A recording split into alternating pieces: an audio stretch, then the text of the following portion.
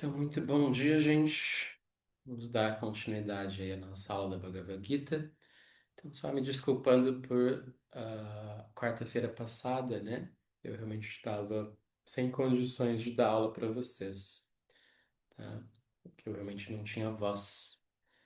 E eu voltei da viagem da Índia e contraí uma infecção de garganta, provavelmente nesse trânsito do aeroporto, avião e tudo mais, né? E aí ela chegou assim no cume ali na quarta-feira passada. Felizmente agora já tá tudo bem, né? Acho que vocês estão me ouvindo bem. Acho que minha voz está praticamente normal.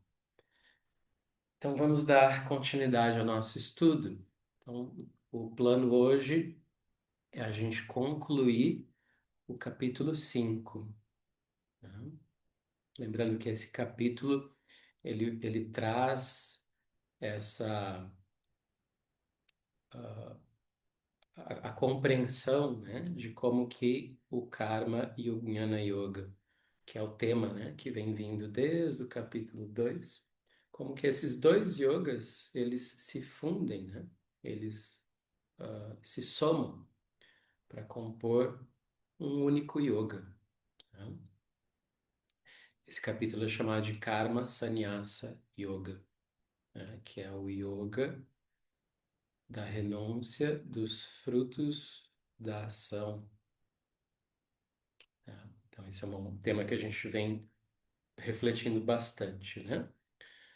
De um lado, a gente tem o Karma Yoga, que é praticado através dos nossos compromissos com a vida e com todos os nossos afazeres práticos, diários, cotidianos, né? Honrando nossos papéis familiares, sociais, né?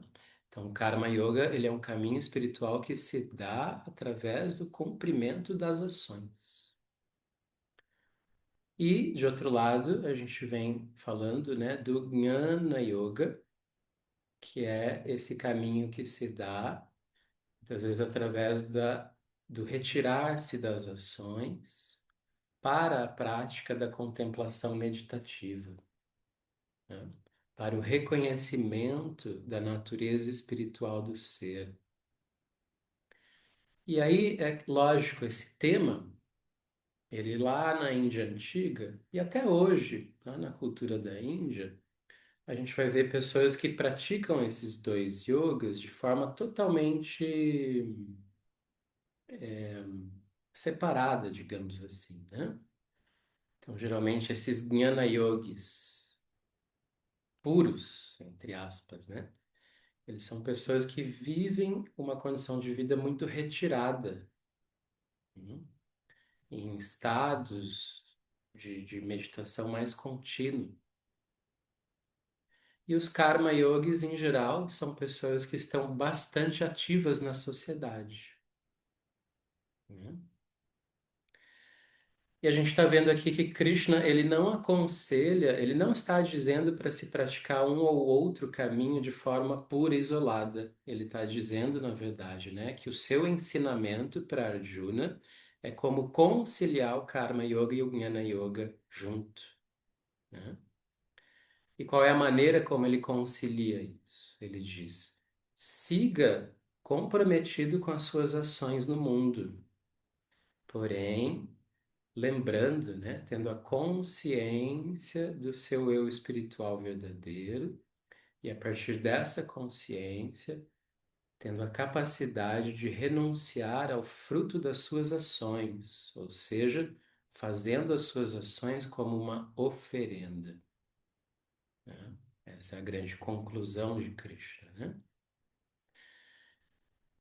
Bom, seguimos então com os versos.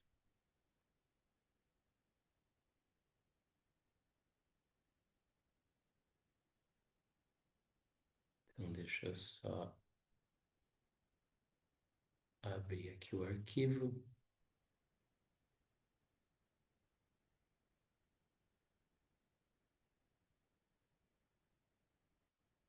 Muito bem. Então, na aula passada, a gente parou no verso 24, Tá? Lembrando do capítulo 5. Então, Krishna, aqui nesse verso, ele destaca esse tema do Brahma Nirvana. Tá? Lembrem que na aula passada eu comentei bastante com vocês esse olhar, né, da filosofia do yoga para o tema do prazer e da satisfação, né? E eu expliquei que todos nós temos uma motivação inata, natural e legítima de busca por satisfação na vida. Tá? Todos nós buscamos satisfação na vida. Porém, Krishna ele distingue níveis de satisfação. Tá? Existem as satisfações físicas, que acontecem quando a gente atende, né, as nossas necessidades físicas, como, por exemplo, comer, se abrigar, se aquecer do frio ou se refrescar do calor. Né? Existem outros tipos de satisfações que são mentais e egóicas. Por exemplo, quando uma pessoa vem e te elogia, e você fica super feliz de ouvir aquele elogio, né? É um tipo de satisfação egóica. Tem a ver com a sua expectativa, né, de aprovação, de reconhecimento. Porém, Krishna diz que para além da satisfação física e para além da satisfação egóica, existe uma satisfação espiritual. E essa satisfação espiritual é a única que pode atender definitivamente o anseio de satisfação da entidade viva, né? E essa satisfação espiritual, ele está chamando aqui, nessa passagem, ao final do capítulo 5, ele chama essa satisfação de Brahma Nirvana. Tá? Eu destaquei isso para vocês, né? Lembrando que o uso dessa palavra Nirvana não é o mesmo uso que a gente encontra lá no budismo, enquanto cessação da existência. Tá? Esse termo composto Brahma Nirvana se refere à bem-aventurança espiritual. Tá? Isso está bem claro aqui nos comentários do Ramanuja, né? Então, a maneira como o Ramanuja aborda esse termo Brahma Nirvana, tá? É como a bem-aventurança espiritual. Brahma quer dizer espírito e Nirvana, nesse sentido, bem-aventurança. Então ele diz nesse verso, né, só repassando aqui o ponto onde a gente parou. Então essa pessoa que encontra sukha, a felicidade ou o prazer, anta, dentro de si, né? Essa pessoa que encontra arama, né, a satisfação, também anta, dentro de si. E Jyotir, essa pessoa reconhece a luz espiritual, antar, dentro de si. Então ele diz Sa Yogi, esta pessoa é um yogi, né? E por ter se tornado Brahma, tá? Então Brahma Bhuta Adhigachati, quer dizer, Brahma Bhuta, né? Por ser Brahma, ele Adhigachati, ele alcança Brahma Nirvana, a bem-aventurança do Brahman. Ok? Seguimos então, verso 25. Então, novamente, ele vai trazer essa imagem da pessoa que alcança o estado de equanimidade, se libertando dos pares de opostos, né? Então, Krishna vem o tempo todo voltando a esse tema da equanimidade, né? Essa é a grande ética do yoga, né? E essa equanimidade, ela se dá em dois níveis. A gente já viu isso em algumas passagens aqui da Bhagavad Gita. O primeiro nível da equanimidade é a nossa própria capacidade de permanecermos sóbrios, serenos, diante daquilo que é agradável ou desagradável que acontece conosco. Né? E o segundo nível de equanimidade que Krishna destaca aqui é a gente olhar todos os seres vivos, percebendo-os como iguais a nós, ou seja, sem distinção. Tá? Em geral, nosso ego, ele nos leva a pensar que nós somos mais importantes do que os outros. E as distinções de corpos na matéria, né, ou de condições materiais, faz com que a gente também muitas vezes crie essa distinção, né? Como se, por exemplo, uma pessoa pobre tivesse menos valor do que uma pessoa rica, né? Isso é um tipo de distorção de percepção muito comum na nossa sociedade. Ou a ideia de que a vida de um animal vale menos do que a vida de um ser humano. E, portanto, a gente pode tratar os animais como se fossem meros objetos, né? Então, Krishna destaca essa visão de equanimidade como sendo o reconhecimento de que todos os seres vivos, em essência, são da mesma natureza espiritual que nós e, portanto, nós devemos vê-los e tratá-los com igualdade. Essa é a outra equanimidade que Krishna destaca, né? Então, livre dos pares de opostos, tá? Se aplica nesses dois níveis, tanto no sentido da pessoa permanecer serena em relação àquilo que é agradável ou desagradável para si, quanto no sentido da pessoa conseguir olhar para todos os seres vivos com igualdade. Tá? Então, isso aqui aparece no sânscrito, né? De novo, aqui ó, a palavrinha que aponta os opostos é esse dvaidha, tá? Lembra que o dvai quer dizer dois, né? Então, China Dvaidha quer dizer que a pessoa ela está livre dos pares de opostos, né? Aí ele diz cujas mentes estão controladas, tá? Ah, e que são devotados ao bem-estar de todos os seres, tá? Então aqui, ó, Sarva Bhuta Hite Rataha. Então, vocês já viram em outras passagens, tá? A palavrinha sarva quer dizer todos. E bhuta, os seres, né? Todos os seres vivos. Não é só seres humanos, tá? Todos os seres vivos. Sarva bhuta. Então, sarva bhuta hite rataha significa que essa pessoa, esse yogi ou esse sábio, né? Ele é devotado ao bem-estar de todos os seres.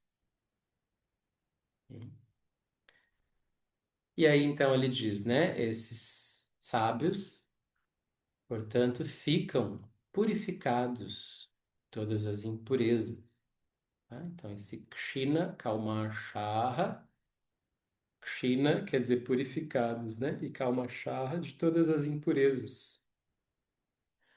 Esses sábios são chamados aqui de Rishis, tá? Então, Rishayaha são os sábios.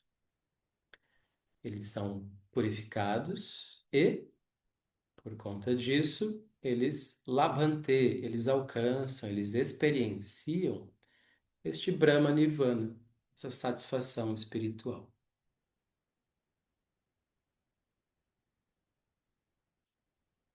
Ok?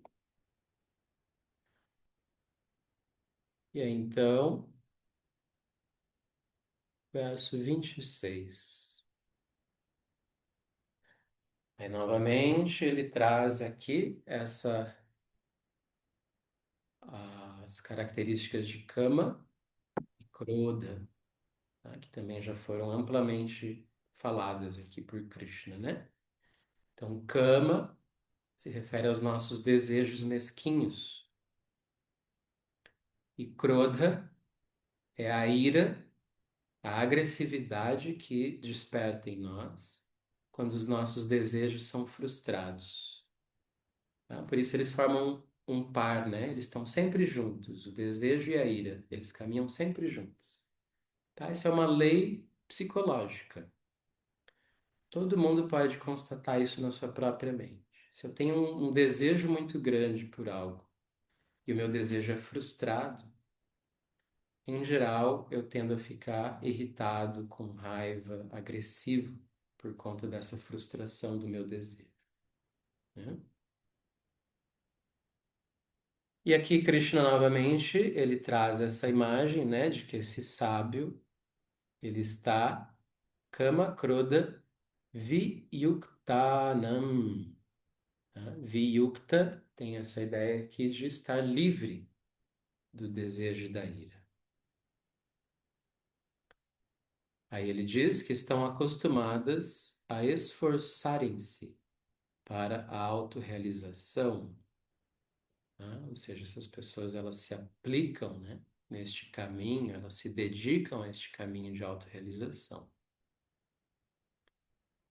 Aí ele diz, cujo pensamento foi conquistado, tá? Ou seja, essa pessoa ela é sóbria na maneira de pensar. E aí ele conclui, né? Para tais pessoas, esse Brahma Nirvana está próximo, tá? Então, Abhito Brahma Nirvana. Esse Brahma Nirvana, ele está próximo de ser alcançado, né? Ele está muito perto, disponível.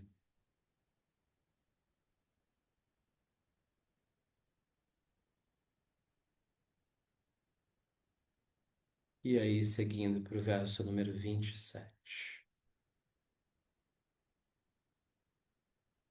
Então, o verso 27 ele está ligado ao verso 28, tá? Vocês vão ver que o verso sozinho, ele não consegue fechar uma ideia, né? Ele se conclui junto com o 28.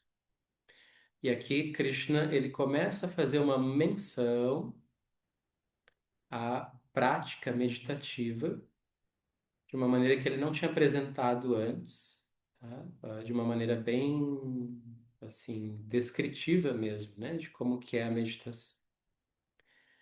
Isso Krishna vai fazer com propriedade no capítulo 6, tá? No nosso próximo capítulo, aí sim ele vai descrever de forma bem detalhada o processo meditativo. Mas aqui ele dá só assim uma pincelada nesse assunto, né? Então dizendo de novo, né, que esse sábio isolando os contatos externos, tá? Essa tradução que ficou aqui, né, ele quer dizer que na meditação, a pessoa ela de fato se desliga, né, dos estímulos sensoriais que chegam a ela, não distraindo mais a sua mente com esses estímulos. Quem acompanha as minhas aulas de Yoga Sutra, nas práticas diárias, as práticas semanais que a gente tem aqui, né? Talvez já tenha ouvido eu explicar esse conceito de Pratyahara, né? Que é um dos fundamentos da prática da meditação, né? Que é assim, para que a gente possa meditar, a gente precisa mesmo, num determinado momento, né? Se isolar dos estímulos externos, tá? Esse isolamento, ele não é necessariamente um isolamento físico, tá? Não é que eu vou para uma câmara lacrada, assim, né? Onde nada chega. Quer dizer que eu vou, num determinado momento, treinar minha mente para não ficar mais reagindo aos estímulos que chegam a ela, de modo que eu possa me concentrar no objeto da meditação, né? Então, Krishna faz alusão a esse Pratyahara aqui, quando ele diz Sparshan Kritva Bahir, né? Então, o que acontece? Bahi quer dizer fora, né? Externo, né? E Sparsha quer dizer o contato desses estímulos externos com os nossos sentidos. E aí, quando ele diz Sparshan Kritva Bahir, tá? Ele está dizendo assim, fazendo essa ação, né, de manter esses estímulos lá fora, ok? Aí ele diz Chakshur Chaivantare Bruvor, né? Então aí ele faz ele traz essa palavrinha antar, tá? Que é oposto a bahya, que quer dizer fora, antar quer dizer dentro, né? Então, chakshur são os olhos ou a visão. Bruva, tá? Se refere a esse ponto entre as duas sobrancelhas. Então ele está fixando a visão internamente nesse ponto entre as duas sobrancelhas, tá? Isso é uma técnica dentro da meditação. E aí ele fala sobre o prana e o apana. Então, o que acontece? Dentro da filosofia do yoga, a inspiração, ela muitas vezes é chamada de prana e a exalação é chamada de apana. Tá? Por quê? Porque prana é o nome que a gente dá para a força vital que faz esse ato de puxar o ar para dentro. E a apana é o nome que a gente dá para essa outra força vital que faz o ato de exalar, né? E não só de exalar, né? O apana ele está relacionado com todas as eliminações do corpo. E aqui ele está colocando, né, que a pessoa para a meditação ela deve fazer esse prana apana samal, tá? Lembrem que a palavrinha sama quer dizer igual, né? Para a ideia de equanimidade, né, que a gente acabou de falar há pouco, é chamada de samatvam, atitude de equanimidade. E aqui ele está falando sobre o prana, apana, samal, kritva, que quer dizer a ação de regular, equilibrar ou igualar o fluxo da inspiração e da exalação. Ok? Ele está fazendo uma alusão direta ao pranayama.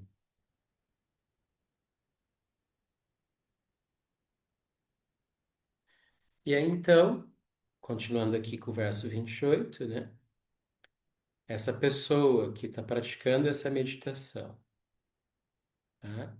E que controla os sentidos, a mente e o intelecto. Aqui tem palavras que vocês já conhecem, tá? Os indriyas, os nossos sentidos, mana, a mente, e buddhir, aquela camada superior da mente que às vezes a gente traduz como inteligência ou intelecto, né? Aí ele diz que esse sábio agora é chamado de Muni. Tá? Eu já destaquei para vocês que existem muitas palavras para sábio, né? A gente já viu a palavra Kavi, Rishi, Muni, tá? Muitas vezes a própria palavra Yogi. Então aqui ele chama de Muni, né? Então esse Muni, esse sábio, que é Moksha Parayana, tá? Parayana quer dizer que ele é inclinado, ele está, assim, tem aquilo como objetivo, né? Qual o objetivo? Moksha, a libertação, né? Aí, Vigatecha Bhaya Krodha. Então, ele está sempre livre do medo, né? Bhaya é o medo, e da ira, né? Ah, e desculpa, e Icha, do desejo, tá? Então, Vigata, livre, de Icha, o desejo, é uma outra palavrinha para cama, Bhaya, o medo, e Krodha, a ira. E aí ele diz em Yah Sada Mukta Eva Saha. Então ele diz, esse Muni, né, esse sábio, ele é sempre, né? Sada indica essa ideia de sempre liberado, tá? Aqui ficou a tradução liberado para sempre, né?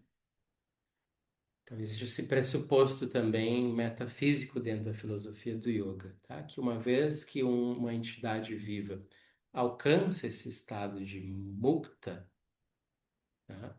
A libertação, Isso é uma condição definitiva,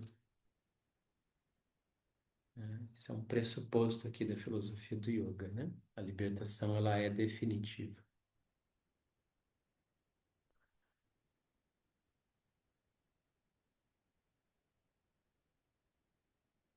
E aí, então, Krishna finaliza esse capítulo, né, de uma maneira até interessante, assim, a forma como ele coloca aqui no final, tá? Porque fica subentendido aqui, e isso vai se confirmando mais à frente, que o objeto de meditação do yogi é Krishna, Ishvara, né? É Deus, a natureza espiritual absoluta, né?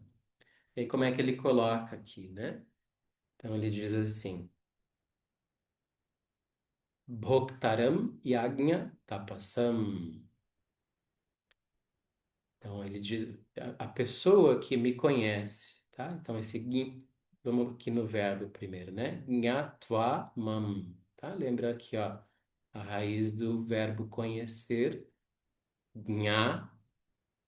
Então, gnatva, tá? Conhecendo-me, mam, né? Mam é esse me, tá? Então, conhecendo-me como Bhoktaram Yajna Tapasam.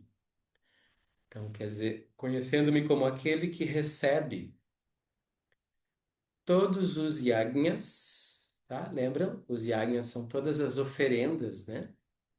Que a gente faz para a vida, para o universo, para Deus ou para os outros seres vivos, né?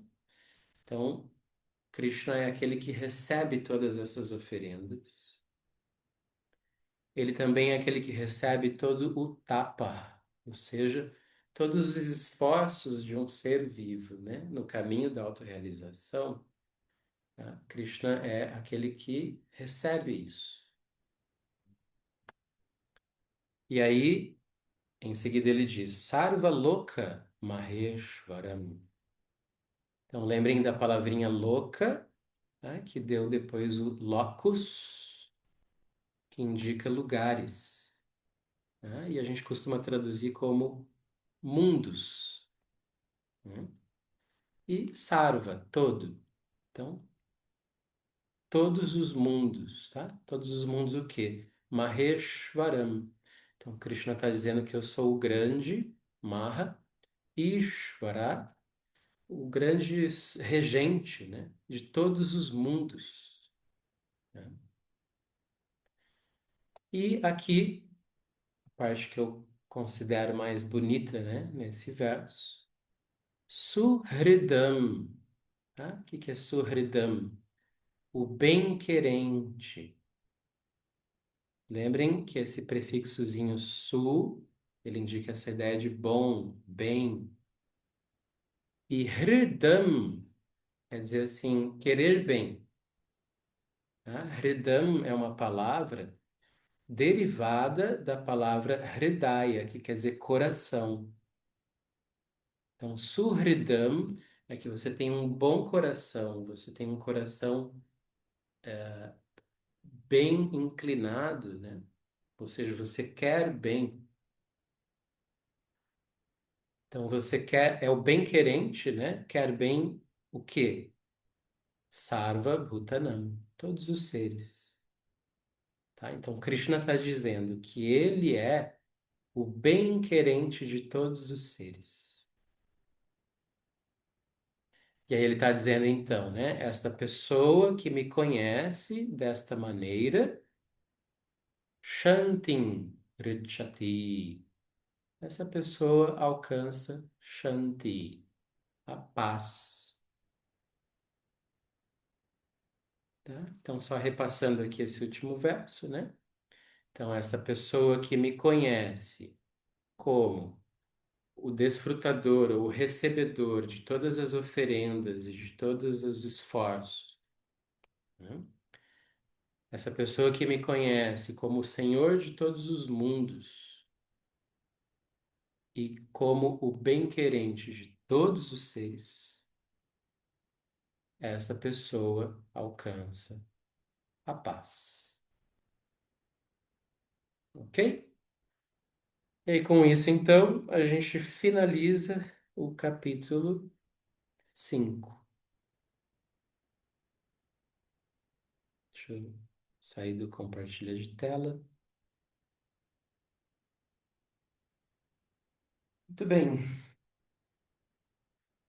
Comentários. Marcos, eu fiquei com uma dúvida nos primeiros versos, que ele fala bastante do Brahman, né? Hum, Esse, que ele dá uma tradução diferente, né? Que é o eu espiritual.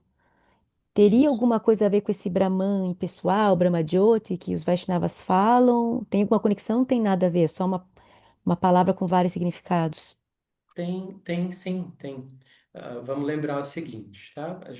Se a gente for sempre na raiz da palavra, a gente pode entender como que depois ela pode sendo aplicada em diferentes contextos. Uhum, Então, o Brahman é a palavra que deriva da raiz Br, né?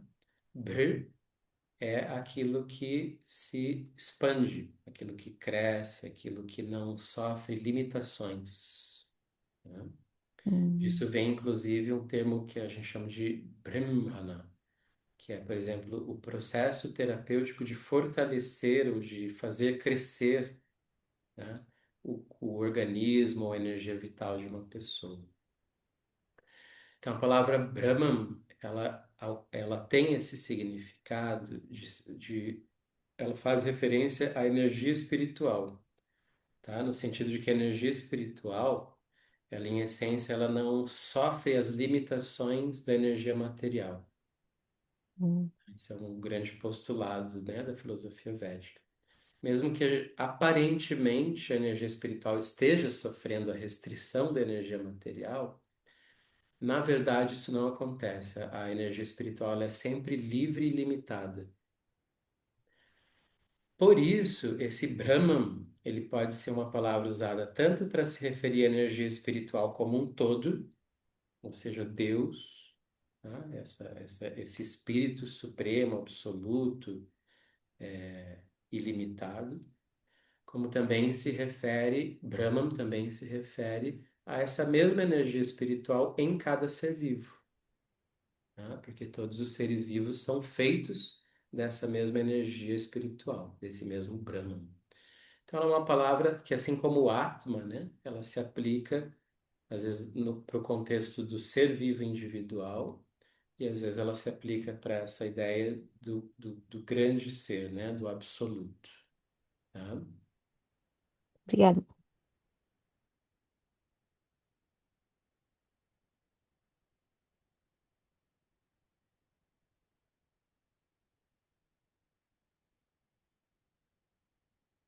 Mais alguma questão, gente?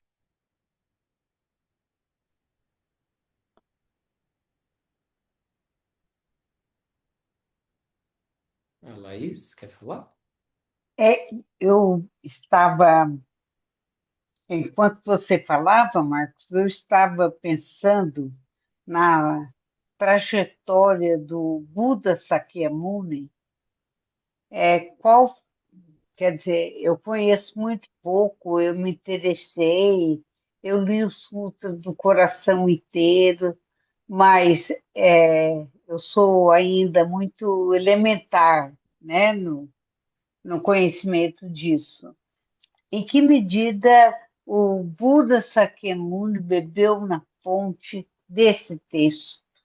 Porque quando você diz assim que o Nirvana não é a mesma, o mesmo significado do budismo, então eu perguntei por que então, se ele leu, ele discordou, levou para outro caminho, tá? Tá, ok. Ah, são conjecturas, tá? O que eu vou falar são conjecturas porque se tratam de fatos históricos muito antigos, a gente não pode afirmar nada assim categoricamente. Mas o Buda, esse Buda histórico, né, chamado de Sakyamuni ou Siddhartha Gautama, ele viveu na Índia mais ou menos 500 anos antes de Cristo, né? Ele cresceu dentro da cultura da Índia, dentro da cultura védica, né? Todo esse referencial dos Vedas estava presente ali, né? Na cultura em que ele vivia. Diz a história que nessa ocasião, como isso sempre acontece, né? E a gente tem que lembrar que já era Kali Yuga, né? A gente considera que a Kali Yuga, né, dentro das eras, é a era mais degradada moralmente, né? Então, dizem que o que acontecia na época do Buda é que existia muitos abusos da parte da classe bramínica, tá? Que eram os sacerdotes, os intelectuais, que mantinham esse conhecimento espiritual, de alguma maneira mais hermético, né? Aquilo, assim, ele, as outras castas, tá? Se a gente pode dizer, né? A gente chama isso de varnas, na verdade, né? Para terem acesso a esse tipo de conhecimento espiritual, eles tinham que ficar molhando a mão dos brahmanes, né? Então existe esse tipo de corrupção que a gente sabe, isso permeia a história, né? Em todos os tempos esse tipo de coisa acontece. E o Buda, não só num ato de compaixão, né? Como também num ato de indignação com esse tipo de corrupção da classe bramínica, ele reformulou os ensinamentos espirituais védicos, dando a eles, às vezes, uma outra linguagem, uma outra terminologia, para que ele não precisasse prestar contas, digamos assim, né, aquele clero bramínico, né, daquela época. Então, a gente vai ver que os ensinamentos budistas, eles são muito parecidos, sim, com os ensinamentos védicos. Eles têm, assim, eu diria talvez, assim, 80% de semelhança, né? Porém, o Buda rejeitou os Vedas. Ele diz: eu não vou falar de Vedas, eu não vou me apoiar nessa literatura. O próprio Buda ele não era um Brahmane, né? E aí ele fez esse caminho independente. E o que acontece? O Buda ele evitou de lidar com os assuntos metafísicos, tá? Porque uma boa parte dos Vedas lidam com a metafísica. Eles ficam tentando explicar coisas que são transcendentais, para além da nossa experiência prática direta, né? E aí Buda diz, eu também não vou gastar meu tempo com esses assuntos metafísicos. Eu vou falar de uma coisa mais prática, né? Por isso, os caminhos budistas, especialmente os primeiros, as primeiras vertentes ou escolas budistas, né? Elas foram bem pouco metafísicas nesse sentido, né? Elas não lidavam muito com essa ideia de natureza espiritual, tá? Isso levou depois a algumas concepções de tradições budistas que às vezes são categorizadas como nihilistas, no sentido de que eles não acreditam que existe nada espiritual permanente. Só existe a impermanência, né? Uhum. Uhum. E aí disso, essa minha leitura, tá? Ou pelo menos até onde eu estudei, disso derivou o conceito da palavra nirvana como cessação da existência, né?